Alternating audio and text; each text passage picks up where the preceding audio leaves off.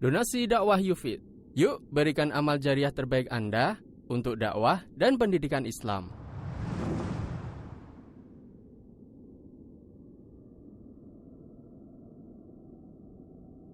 Bismillahirrahmanirrahim. Assalamualaikum warahmatullahi wabarakatuh. Alhamdulillahi rabbil alamin. Wabihi nasta'inu ala umuri dunya wad din. Wa sallallahu ala nabiyyina wa sayyidina Muhammadin wa ala alihi wa sahbihi ajma'in. Amma ba'd. Kita panjatkan puja dan syukur kehadirat Allah Subhanahu wa taala. Pada kesempatan sore yang berbahagia kali ini, kita masih kembali melanjutkan pembahasan tentang rukun Islam di Masjid Agung Darussalam Purbalingga. Kita berharap semoga Allah Subhanahu wa taala berkenan untuk melimpahkan kepada kita semuanya ilmu yang bermanfaat sehingga bisa kita amalkan sebagai bekal untuk menghadap kepada Allah Jalla wa Ala. Amin. Salat dan salam semoga senantiasa tercurahkan kepada junjungan kita Nabi besar Muhammad sallallahu alaihi wasallam, kepada keluarganya, sahabatnya, dan umatnya yang setia mengikuti tuntunannya hingga akhir nanti. Para hadirin dan hadirat sekalian yang kami hormati dan juga segenap pendengar Radio Insani 88.8 FM di Purbalingga, Purwokerto, Banjarnegara, Cilacap, Wonosobo, Kebumen dan sekitarnya, serta para pemirsa Niaga TV dan Yufid TV yang semoga senantiasa dirahmati oleh Allah Azza wa Jalla. Pada pertemuan pertama kemarin, kita telah membahas tentang definisi dan dalil dari rukun Islam.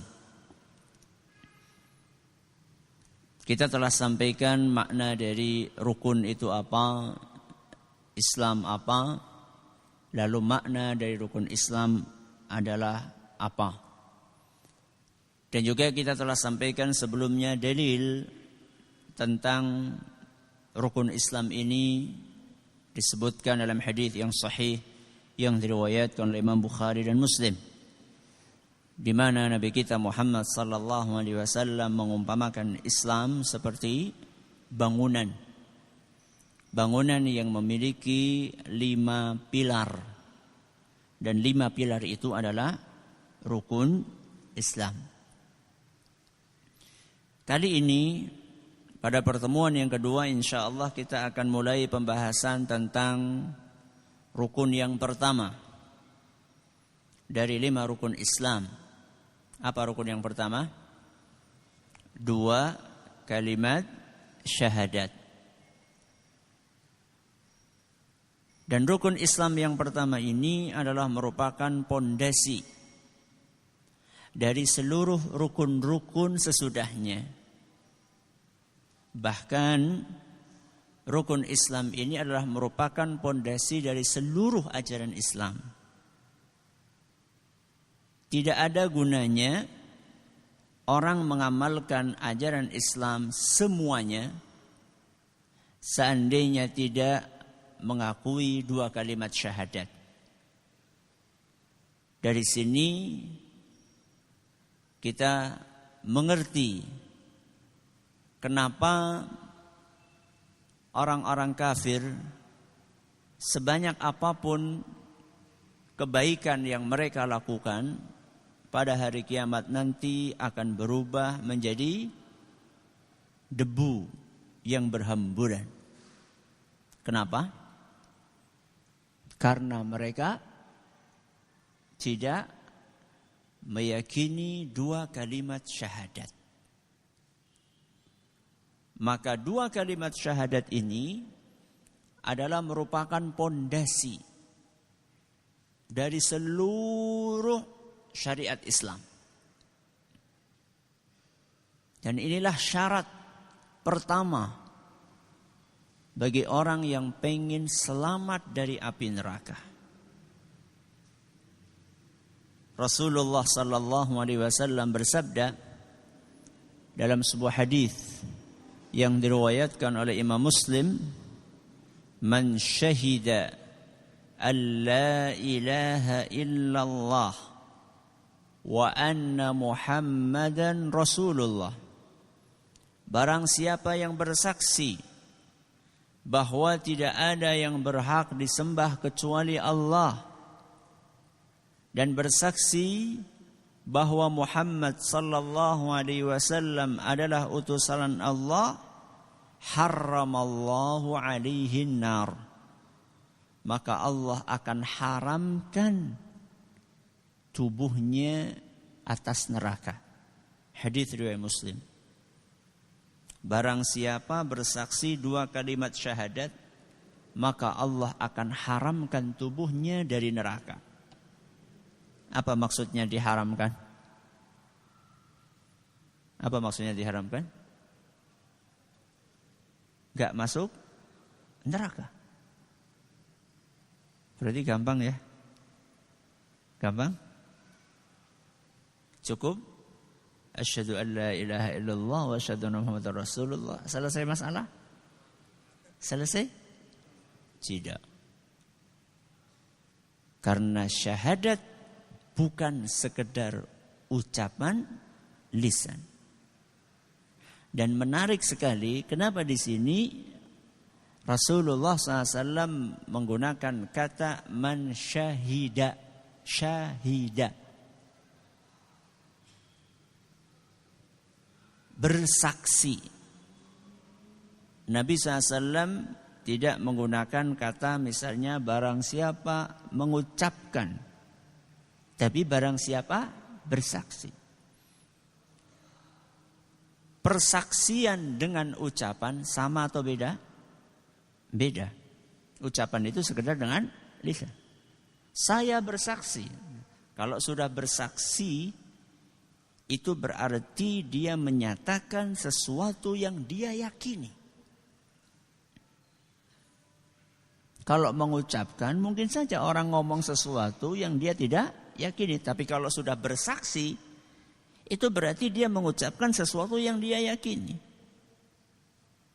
Dia ucapkan dengan lisannya sesuatu yang dia yakini dengan hatinya. Makanya di dalam riwayat yang lain, hadis Ibnu Umar radhiyallahu anhuma yang disebutkan di dalam Sahih Bukhari, Nabi SAW bersabda, buniyal islamu ala khamsin.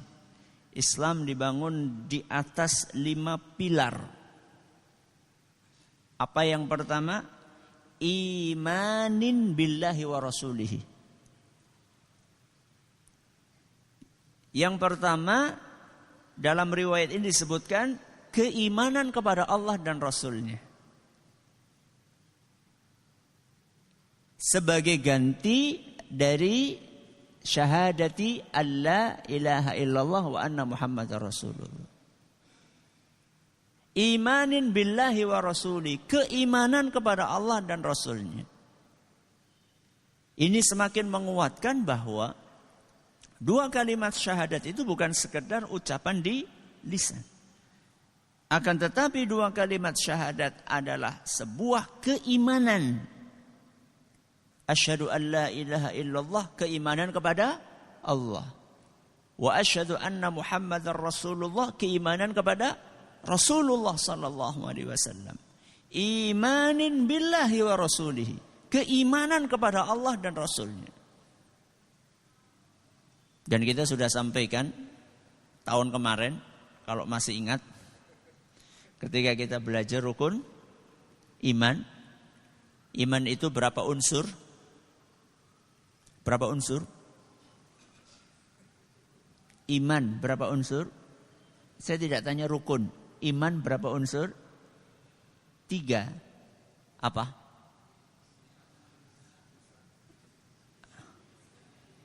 Apa? Ucapan dengan lisan, keyakinan dengan hati, praktek dengan anggota tubuh. Itulah iman. Sehingga enggak cukup orang sekedar mengucapkan asyhadu an la ilaha illallah terus cukup. Dan pemahaman yang tidak benar ini mengakibatkan sebagian orang jadi malas untuk menjalankan ibadah. Malas menjalankan ibadah punya dalil. Masya Allah. Malas beribadah pakai dalil. Apa dalilnya? Man kana akhiru kalamihi la ilaha illallah dakhalal jannah. Malas beribadah dengan dalil barang siapa yang ucapan terakhirnya sebelum meninggal dunia la ilaha illallah maka akan masuk surga. Ketika dengar dalil ini dia ngomong, "Lah ngapain capek-capek sholat? Ngapain capek-capek puasa? Ngapain capek-capek zakat? Ngapain capek-capek haji? Cukup hafalkan la ilaha illallah. Nanti pas mau mati la ilaha illallah. Kemana? Ke surga." Pemahaman yang tidak benar tentang syahadat ini bisa mengakibatkan orang malas ibadah. Padahal sebenarnya syahadat itu bukan sekedar ucapan di lisan. Asyhadu an la ilaha illallah wa asyhadu anna Muhammadar Rasulullah. Berarti ada berapa kalimat? Ada 2 kalimat. Kalimat yang pertama asyhadu an la ilaha illallah. Kalimat yang kedua asyhadu anna Muhammadar Rasulullah.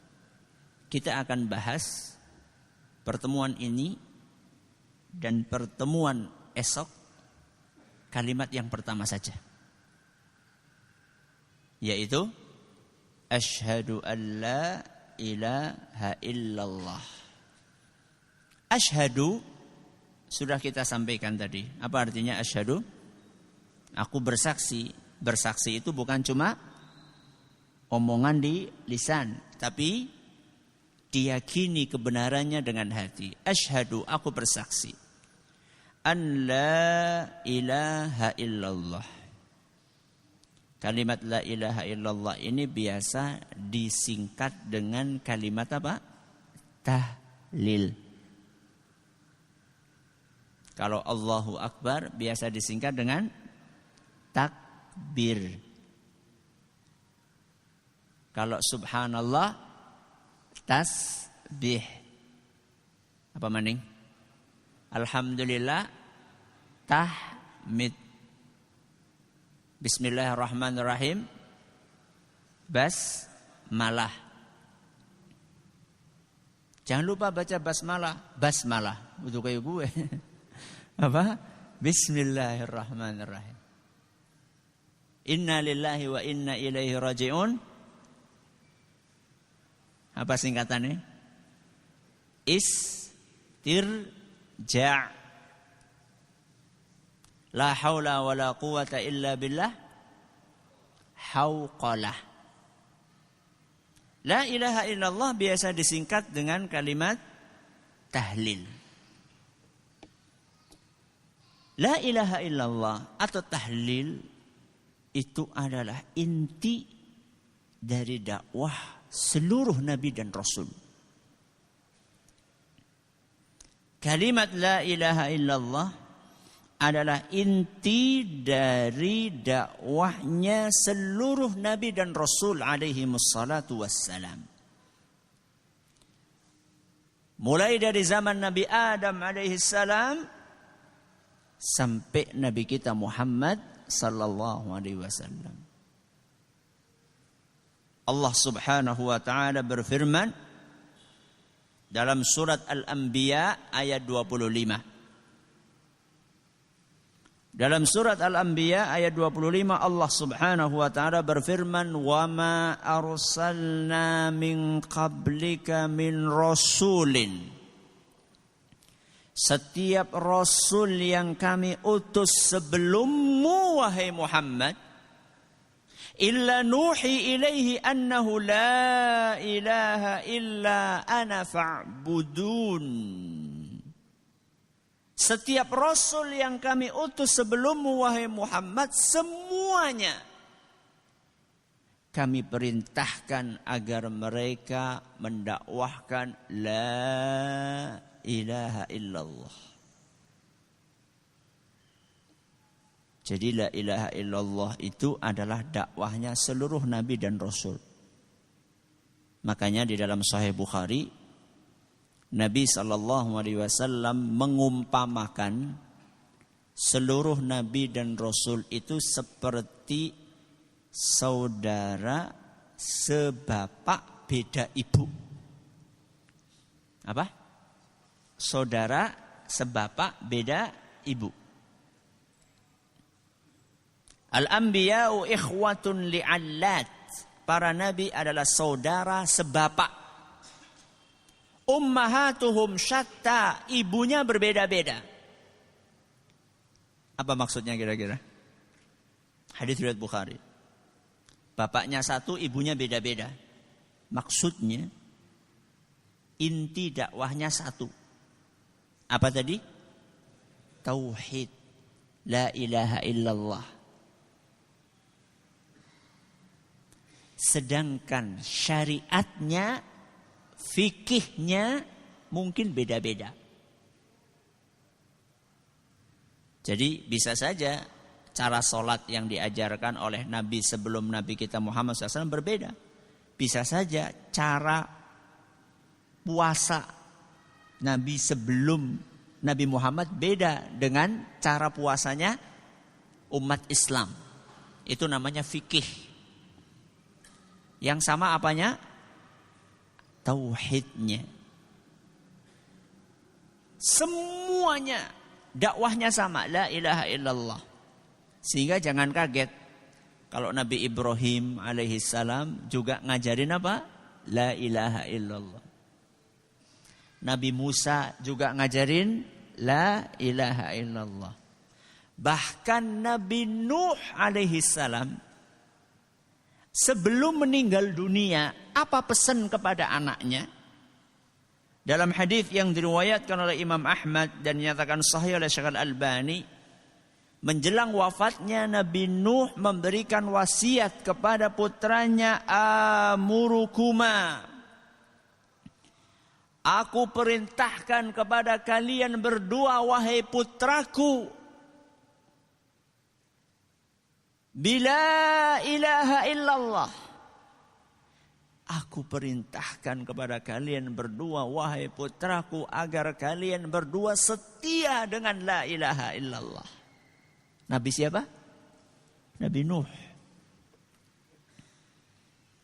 Kira-kira nanti saya sama jenengan sebelum meninggal dunia wasiatnya apa kira-kira? Oke, sawae dibagi, kayak tokone aja tukaran ya. Itu kira-kira? Atau seperti Nabi Nuh? Seperti Nabi Nuh alaihissalam insyaallah.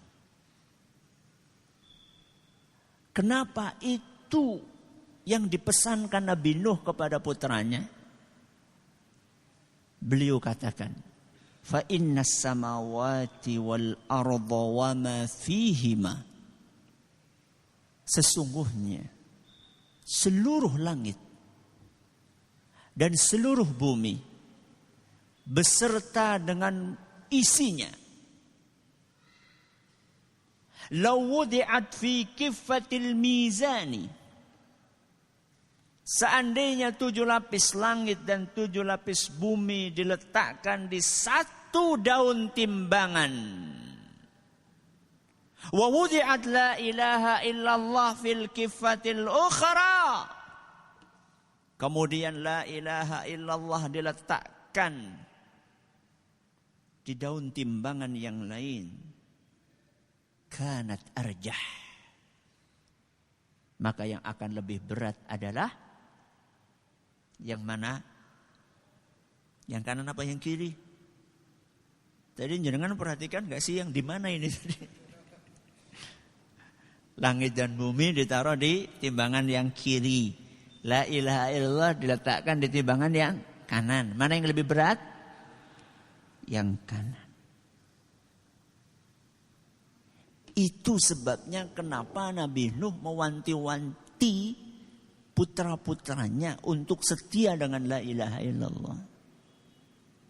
Karena la ilaha illallah lebih berbobot dibandingkan sawah. Lebih berbobot dibandingkan toko. Lebih berbobot dibandingkan apa maning? Motor. Bagaimana tidak? Dia lebih berat daripada dunia seisinya, langit dan bumi. Itulah istimewanya kalimat la ilaha illallah. Maka jamaah, mustahil kalimat yang memiliki bobot sedemikian berat itu gak ada maknanya. Itu mustahil. Gak mungkin kalimat yang lebih berat daripada 7 lapis langit dan 7 lapis bumi itu adalah kalimat penghias bibir belaka. Apa penghias bibir? Lipstik. Ya. Gak mungkin. Pasti kalimat ini memiliki makna yang sangat dalam. Pasti kalimat ini memiliki kandungan yang sangat berbobot. Makanya Allah jadikan kalimat la ilaha illallah sebagai inti dakwah seluruh nabi dan rasul.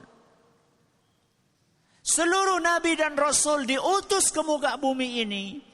Tujuan utamanya adalah untuk menegakkan kalimat la ilaha illallah di muka bumi.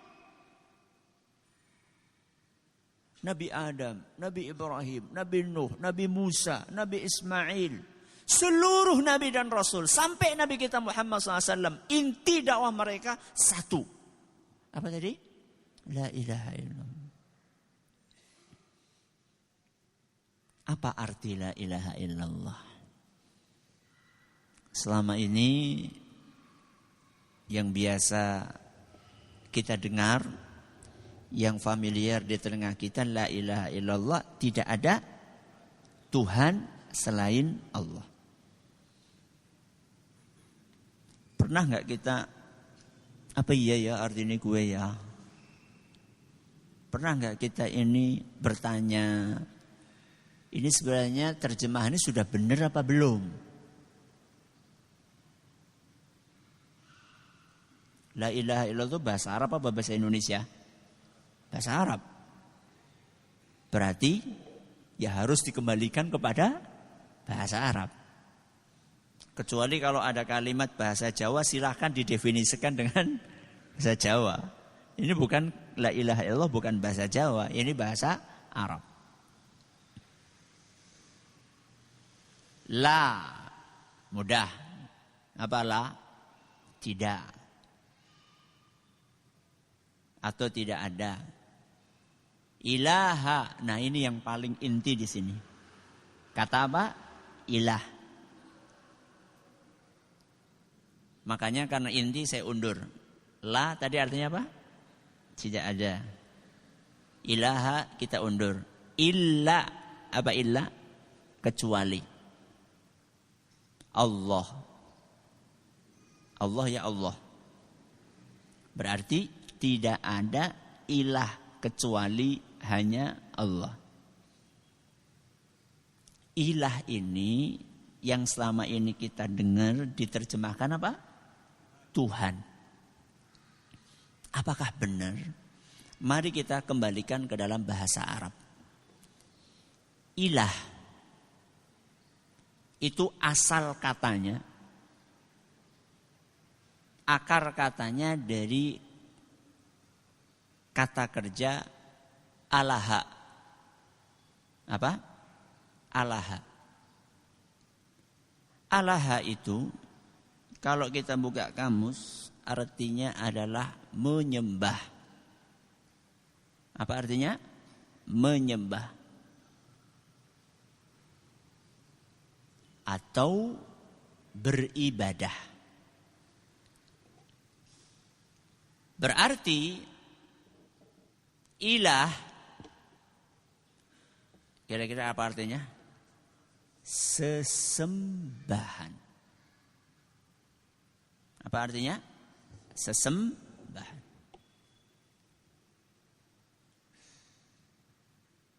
Sehingga begitulah para ulama kita menafsirkan ilah, sesembahan. Sebagaimana yang disampaikan oleh Imam Al-Azhari rahimahullah, Imam Al-Baghawi rahimahullah, dan juga ulama-ulama yang lainnya.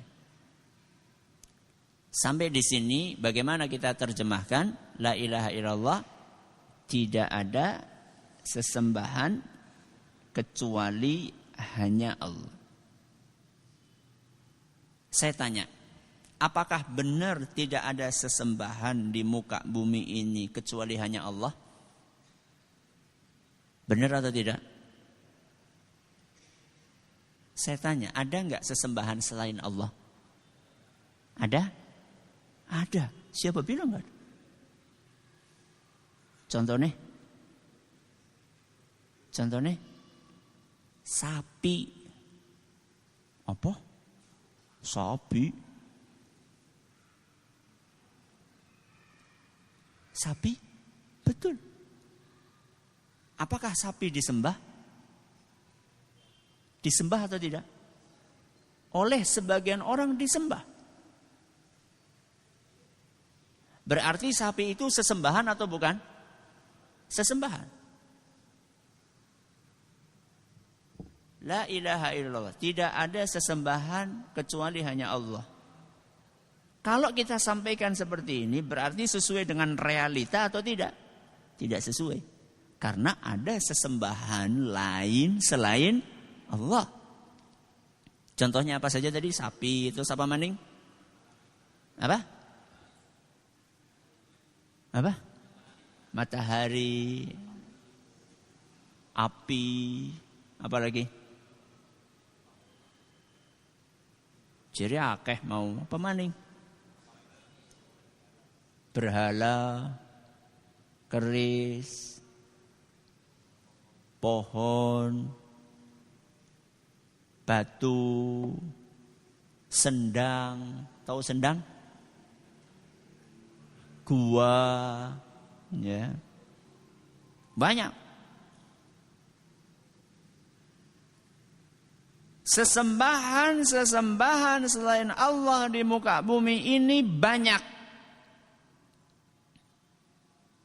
Cuman, apa cumannya?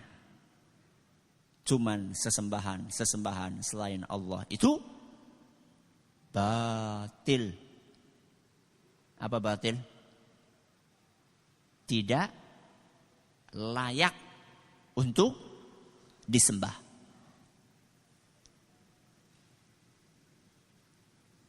Di dalam Al-Quran, surat Luqman ayat 30. Surat apa? Luqman ayat 30. Ada yang tahu surat Luqman nomor berapa? Nomor pinten? Yo ana lagi semene mbane ana sing 31. Berapa? 31. Dalam surat Luqman ayat 30 Allah Subhanahu wa taala berfirman, "Dzalika bi annallaha huwal haq." Demikianlah karena sesungguhnya Allah dialah sesembahan yang hak. Hak itu artinya apa? Yang benar, yang pantas, yang layak. Wa anna ma yad'una min dunihil batil. Adapun selain Allah, sesembahan selain Allah semuanya, apa tadi kata ayat? Batil. Apa artinya batil? Enggak benar. Tidak layak, tidak pantas untuk disembah. Berarti terjemahan yang pas untuk la ilaha illallah apa Ustaz? La ilaha illallah, tidak ada sesembahan yang benar. Apa? Tidak ada sesembahan yang benar kecuali Allah. Atau bisa juga tidak ada sesembahan yang berhak disembah. Itu juga boleh, kecuali Allah.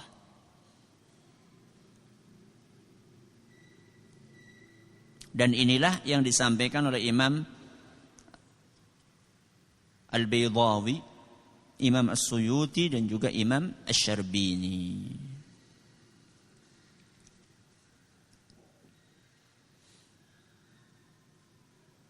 Apa tadi kesimpulannya la ilaha illallah? Tidak ada sesembahan yang benar kecuali hanya Allah. Atau bisa juga tidak ada sesembahan yang berhak disembah kecuali hanya Allah. Kita perhatikan lebih lanjut lagi. La ilaha illallah. Kalimat ini kalau mau dipotong bisa dipotong menjadi berapa? 2. Yang pertama apa? La ilaha. Yang kedua illallah. Dengan kita memahami masing-masing dari 2 potong kalimat ini, maka kita akan bertauhid dengan benar. La ilaha. Apa tadi terjemahannya? Tidak ada sesembahan yang benar. Inti dari potongan pertama la ilaha adalah kita harus mengingkari seluruh sesembahan selain Allah.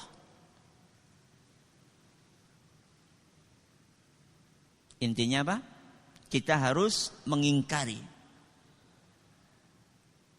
Kita harus berlepas diri dengan seluruh sesembahan selain Allah, siapapun dan apapun sesembahan itu. Sesembahan selain Allah itu di muka bumi macam-macam. Ada yang makhluk hidup disembah, ada yang mantan makhluk hidup disembah, ada yang benda mati disembah.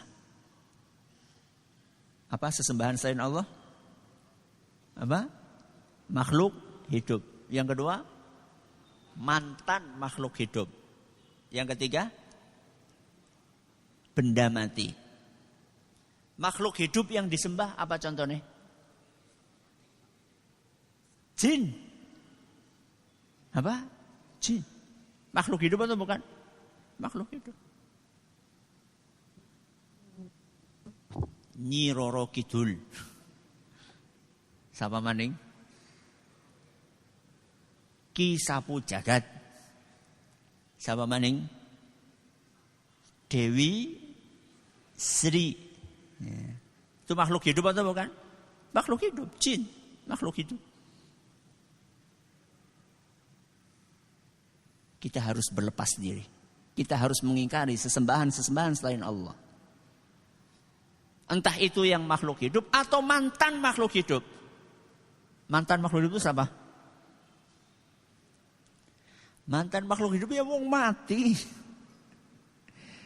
Tahu urip siki wis mati. Ada enggak orang yang menyembah orang mati? Ada.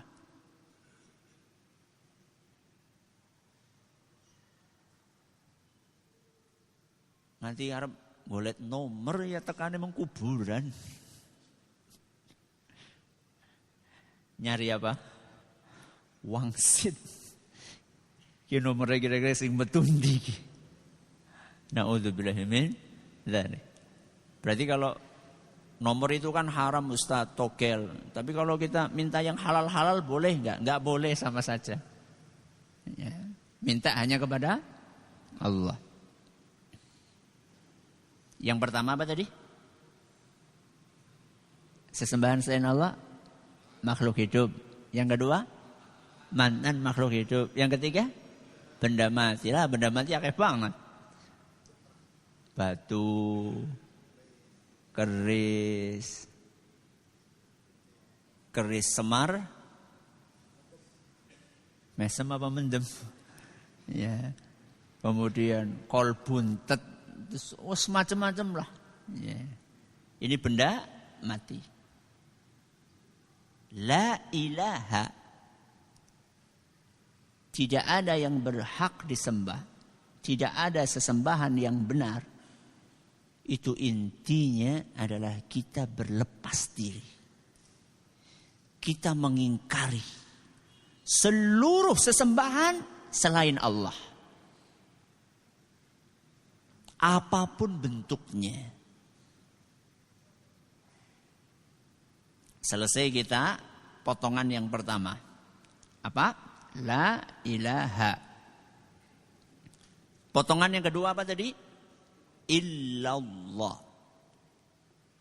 Terjemahannya kecuali hanya Allah. Inti dari potongan yang kedua ini, setelah kita ingkar kepada seluruh sesembahan selain Allah, tidak nyembah berhala, tidak nyembah keris, tidak nyembah orang mati, tidak nyembah jin, tidak nyembah pohon, tidak nyembah ini, tidak. Lah terus nyembah siapa? Jawabannya potongan yang kedua. Illallah. Yang disembah cuma Allah. Jadi inti dari illallah adalah mempersembahkan seluruh ibadah hanya untuk siapa? Allah. Itu intinya.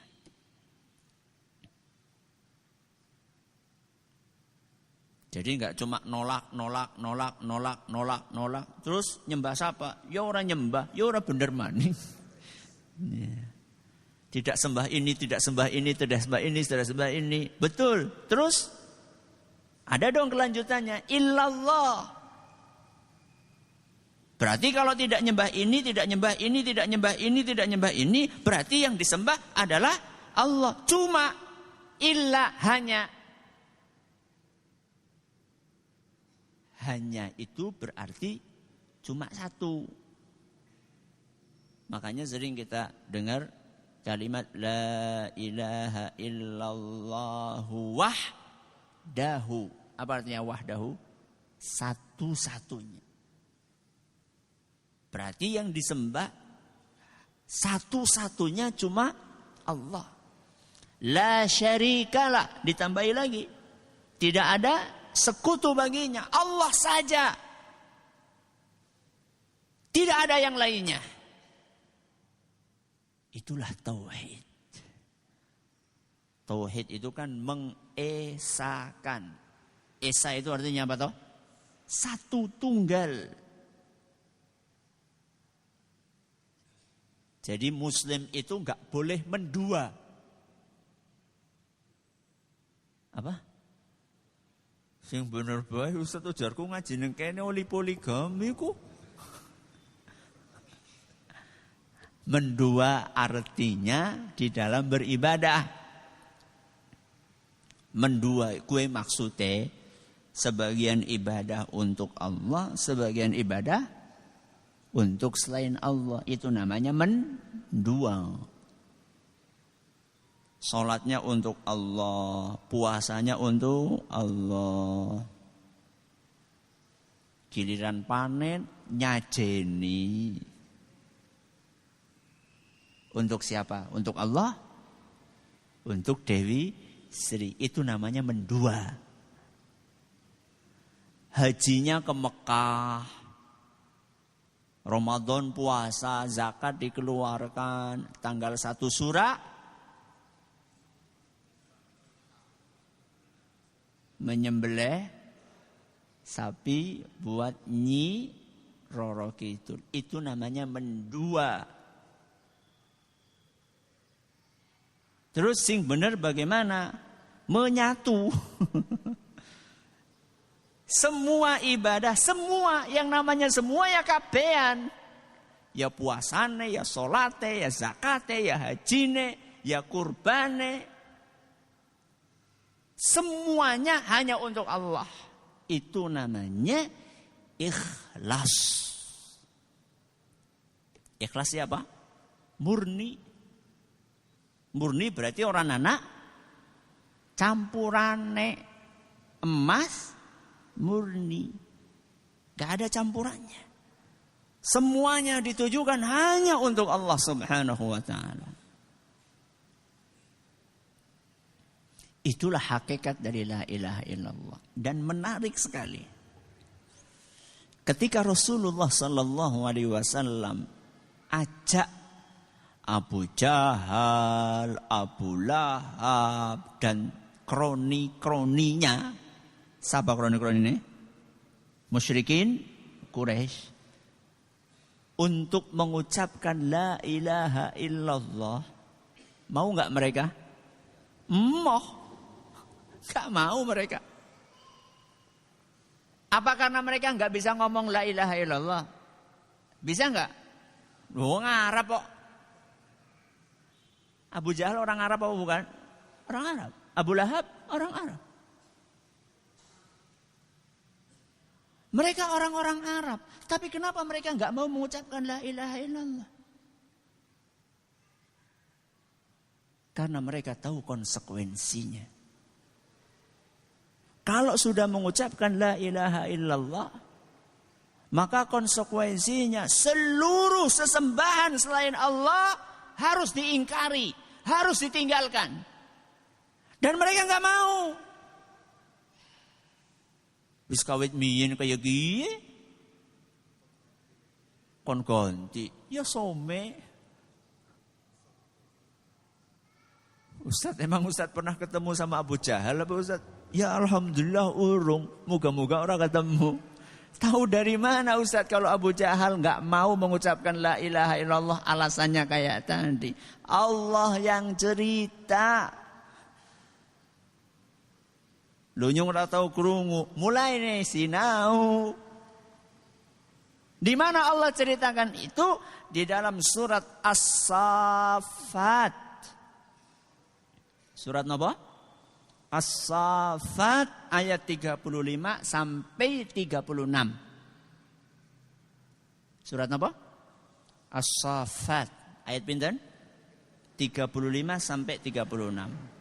Allah bercerita, Innahum kanu idza qila lahum la ilaha illallah yastakbirun. Orang-orang musyrikin Quraisy itu ketika mereka diajak untuk mengucapkan la ilaha illallah, mereka angkuh. Mereka enggan untuk mengucapkannya. Enggak mau. Apa alasannya? Wa yaquluna, mereka beralasan, a inna la tariku alihatina li sya'irin majnun. Masa kami tinggalkan sesembahan kami? Siapa sesembahan mereka? Berhala. Li syairin majnun, karena ajakan dari seorang penyair yang gila. Astagfirullah. Siapa yang dimaksud? Nabi kita Muhammad SAW. Jadi mereka tahu konsekuensinya kalau saya ngomong la ilaha illallah, saya nggak boleh lagi nyembah Lata, nggak boleh lagi nyembah Uzza, nggak boleh lagi nyembah Manat, nggak boleh nyembah batu, nggak boleh nyembah pohon, nggak boleh nyembah ini itu. Ya sorry ya. Itu kata mereka ya. Ada lagi nggak Ustaz cerita lain di dalam Al-Quran? Ada. Dalam surat Sad ayat 5. Surat apa?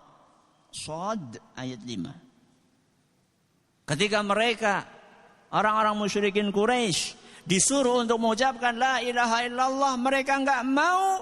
Apa jawaban mereka? Aja'alal alihata ilahan wahida. Apakah Muhammad ini ingin menjadikan sesembahan cuma satu? Siapa yang dimaksud satu? Allah.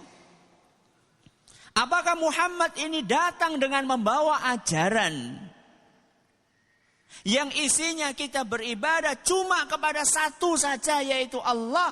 Inna hadza la syai'un ujab. Kata musyrikin Quraisy, ini ajaran yang aneh. Dan ucapan itu di zaman ini terulang kembali. Kayak ngaji apa sih? Apa-apa Allah, apa-apa Allah. Subhanallah. Tauhid. Kemurnian ibadah hanya untuk Allah di zaman ini kembali asing.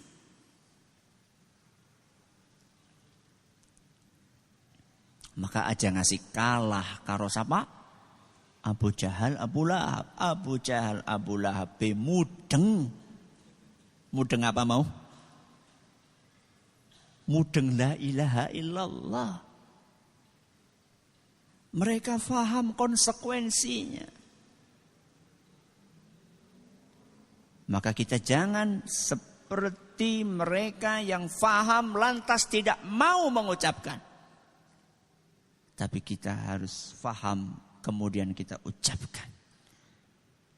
Dan kita praktekkan konsekuensinya. Apa saja konsekuensinya, apa syarat-syaratnya. Itu yang akan kita bahas pada pertemuan esok hari, insya Allah. Terima kasih atas perhatiannya. Mohon atas segala kurangannya. Kita tutup dengan membaca Subhanakallahumma wa bihamdika asyhadu an la ilaha illa anta astaghfiruka wa atubu ilaik. Assalamualaikum warahmatullahi wabarakatuh. Donasi dakwah Yufid. Yuk berikan amal jariah terbaik Anda untuk dakwah dan pendidikan Islam.